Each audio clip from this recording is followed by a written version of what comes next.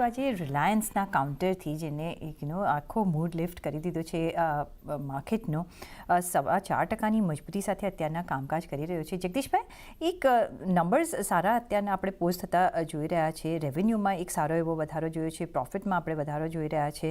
અને કઈ રીતના તમે જોઈ રહ્યા છો કન્ઝ્યુમર ના અહીંયાથી એક સારો એવો રિસ્પોન્સ મળતા અહીંયા એક સારો એવો સપોર્ટ મળ્યો છે.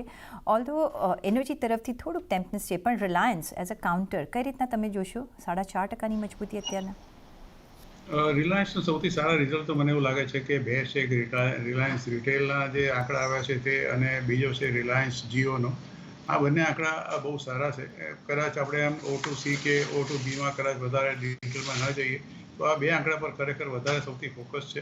ઇવન આરપુમાં જે જાતનો વધારો થયો છે રિલાયન્સ જીઓની અંદર 203થી વધીને લગભગ 206, 207ની આસપાસ આવી ગયો છે, વિચ ઇઝ વેરી કમ્ફર્ટેબલ. કારણ કે મોસ્ટ ઓફ ધી એનાલિસ્ટ માને છે કે કોઈપણ જે ટેલિકોમ્યુનિકેશન કંપની છે એનો જો આરપુ 190થી ઉપર તરફ હોય તો company definitely is likely to make a good profit.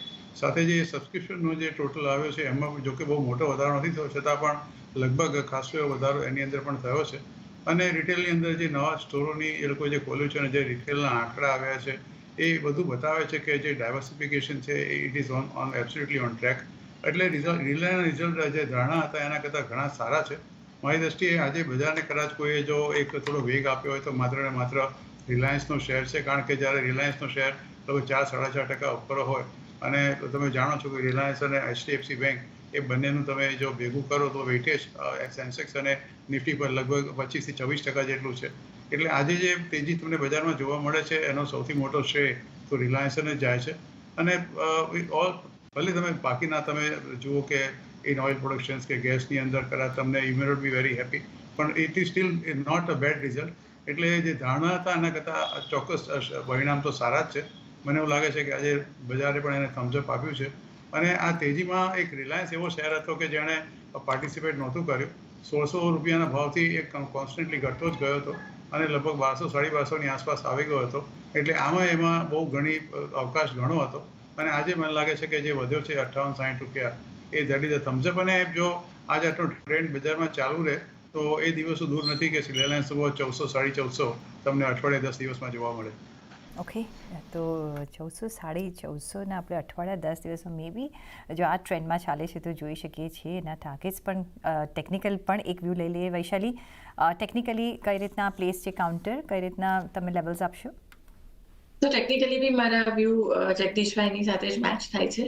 તો બેઝિકલી જ્યારે ઓપનિંગમાં જોયું it was at around 1340 levels gap up opening, તો એ એક રેઝિસ્ટન્સ લેવલ હતું. અને ત્યારબાદ આપણે જોયું કે it is sustaining about those levels.